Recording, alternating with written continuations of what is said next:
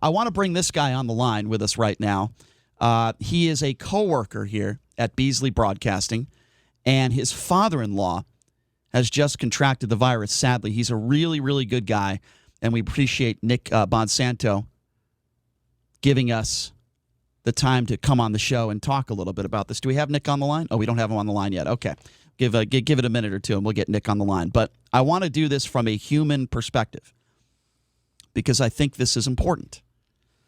Because while there are a lot of people out there that are still undermining this virus, while there are a lot of people out there that still refuse to wear a mask, while there are still people out there like that idiot barber we had on earlier in the week who kept his barber shop open but basically called this whole thing a hoax and then called me a liberal. Which was the wrong thing to say. Shouldn't have called it a hoax. Well, of course it was. Had I been able to step in, I would have said, well, correct me if I'm wrong, sir, but what you mean by that is that this virus is real, but it's not the Spanish flu, and that these lockdowns and destroying of these small businesses nationwide is not warranted. And I would have asked him that, but I didn't get the opportunity. I could say that. Hoax is certainly the incorrect word to use about this virus. What I could say is this. It's not my job or your job when we interview people and they say something ignorant to say, well, here's what I think you meant by that. That's not our job, especially when we're interviewing somebody. I use their words. He completely undermined the virus, and it's disgusting. But the guy we have with us on the line right now, as I said, he's a coworker here. He's a good dude. And sadly, his father-in-law contracted the virus, and he wants to tell us a little bit about what his family's had to go through and how real this virus is, even though there are some people out there, like that barber we had earlier this week, who doesn't think this virus is real. His name is Nick Bonsanto, and he's a coworker here, and he joins us on the line. Nick, I appreciate you being here. How are you? Hey, what's up, Nick? Hey, I'm all right, guys. How's things with you? We're hanging in there, my man. We're hanging in there, but I want to talk about the situation, sadly, that your family's going through, and I'm sorry to hear about this. Can you explain to people about your father-in-law contracting the virus and what you guys are going through?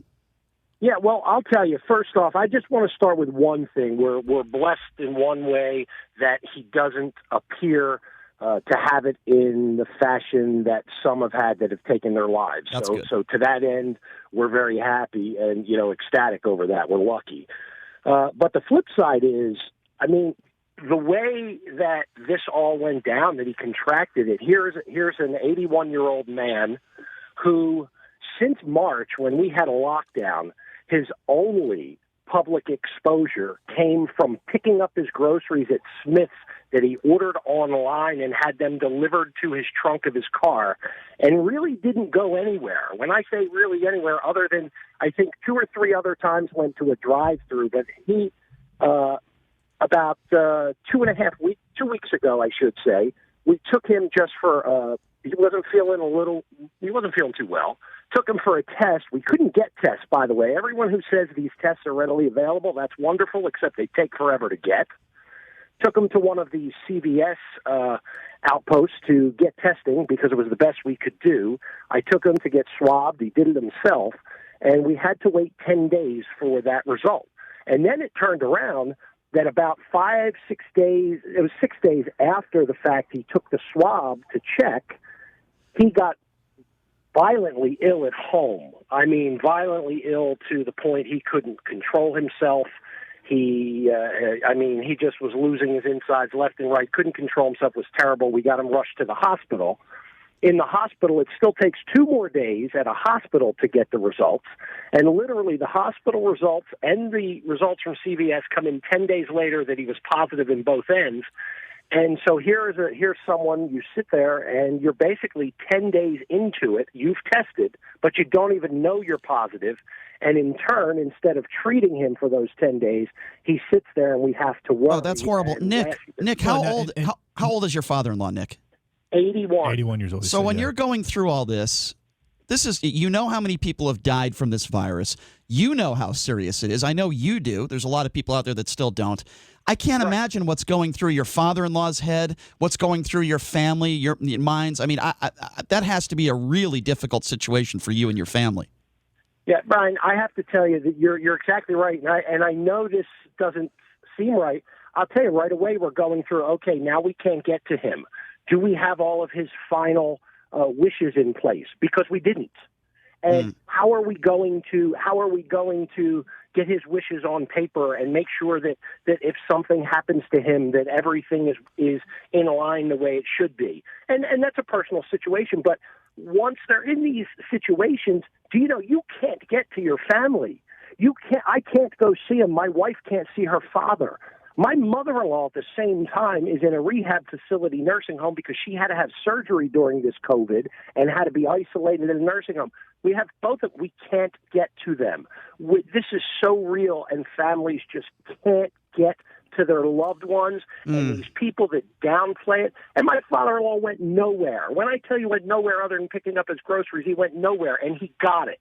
And it really rocks your foundation because the uncertainty is something that you can't sleep with. Well, and that's actually consistent with what happened in New York. They tested 13. They did contact tracing on 13,000 hospitalized, and they found out that 67% of them actually contracted the virus at home. That was a couple of months ago.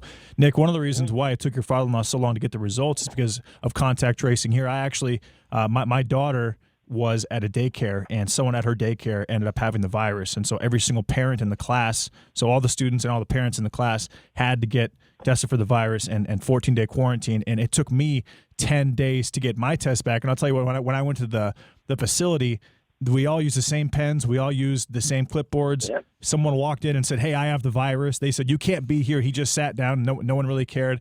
It was not exactly a sanitary environment, so I'm not shocked at all that your father went through that and that's one of the reasons why that announcement was just made that if you're not symptomatic, you shouldn't get tested.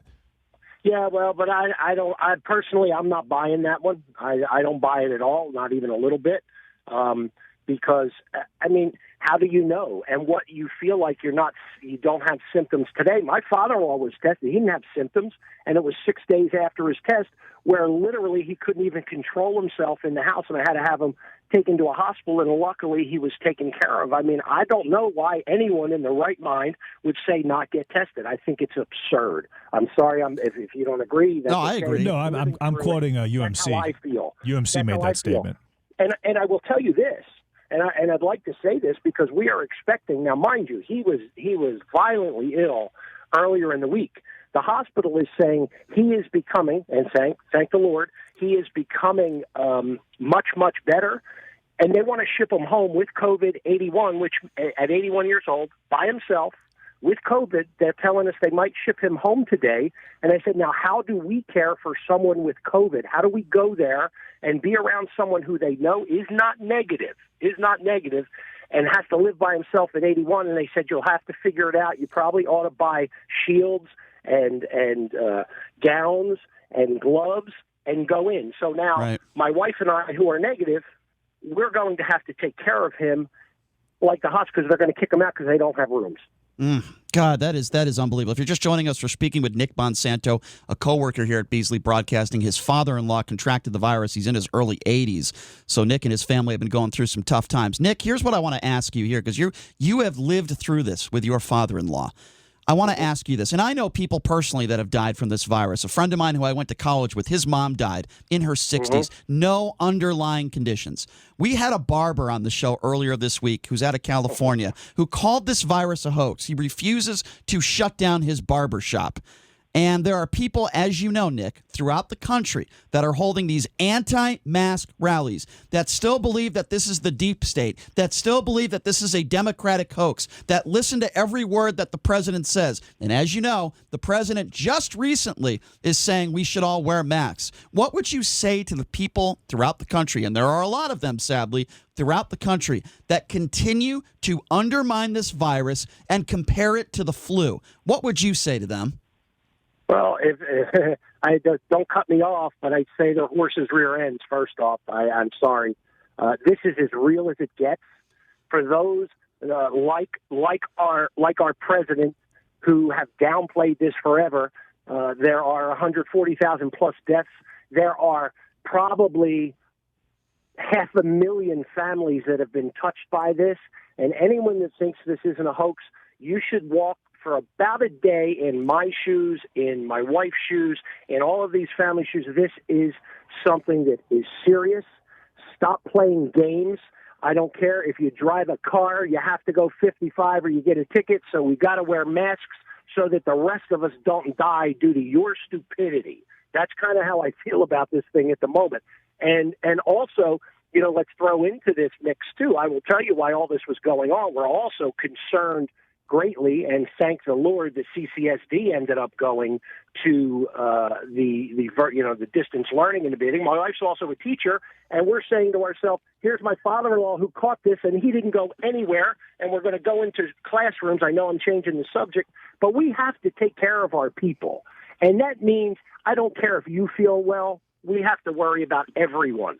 And just because it inconveniences you, you have to do it for the greater good of our country and our people. That's what you have to do. And if you don't want to do that, you can't wave your flag and say that you're American, because you're not a good American if you're not willing to take care of your brothers and sisters in this country because it inconveniences you. Right. You got to wake the hell up, and you've got to do what you have to do to take care of all of us. Couldn't agree with you more. Well said, Nick. So can you give us an update now? How is your father-in-law doing now? How is your family doing? Give us an update. Well, right now, as I said, they plan on trying to release him today. That's the plan. And again, he's still no negative tests. He's still positive. Have to release him home. He is doing a lot better. I mean, as I said, I thank God that hasn't been affected, in a way that causes death and such that a lot of these people have. And then, my mother-in-law's still in a nursing home trying to rehab, and no one can go into a nursing home. You can't go in and motivate and help people, and she's 79 years old. So it's a tough situation, but I will say this, we're all going to get through it. But those of us who are trying to be caregivers to these people that need us, we need people to cooperate, and it's just got to happen. But we're doing as well as we can be, and do me a favor, Brian, you're doing a great job. Just keep beating that drum, and I don't care what people tell you. This is real, and we all need to act. Nick, did your father-in-law have any comorbidities before this took place? And do you know what they're using in the hospital to help him get over this virus as far as the treatment? Well, to be honest with you, they treated him initially when he went in. They weren't sure. They were treating him. I don't know the exact medication they used. I'm going to be frank with you. They didn't disclose everything. They just said that they were going to do what needed to be done. I don't know what it was exactly. I know if they send him home, they're sending him with an antibiotic, so I don't know what it is.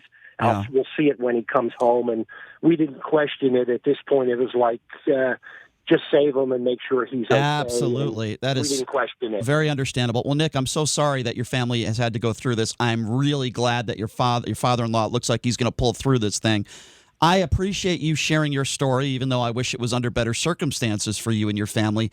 These are the people out there that need to be heard, ladies and gentlemen. Nick Bonsanto, thank you so much for joining us, and we'd love to have you on the show again sometime soon. Okay, Nick, I appreciate your time.